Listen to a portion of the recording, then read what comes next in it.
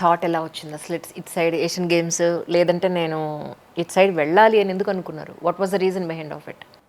ఫిట్నెస్లో ఎప్పుడు ఉన్నాను. అవును, ఎప్పుడు ఉన్నారుగా. ఒక 15 years నుంచి కొంచెం యాక్టివ్గా ఉన్నాను. ఫిట్నెస్ నాకు అది వన్ ఆఫ్ మై ప్యాషన్. చాలా ఇష్టం ఫిట్నెస్ అంటే. సో అది చేస్తూ ఉండగా ఇంకా ఏదో సంథింగ్ ఇంకా ఏదో కొరతగా అంటే చేసిందే చేసేటప్పుడు నాకు అంత ఎక్సైటింగ్ అనిపించదు. I need something new with my self.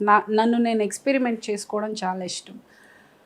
ఏదో ఛాలెంజింగ్గా ఇంకా కావాలి అనుకునేటప్పుడు మేమున్న కమ్యూనిటీలో ఇంకొక ఆవిడ she participated and she said ఒకసారి ట్రై చెయ్యి, నువ్వు ఇంత యాక్టివ్గా చేస్తున్నావు కదా, maybe you will like this.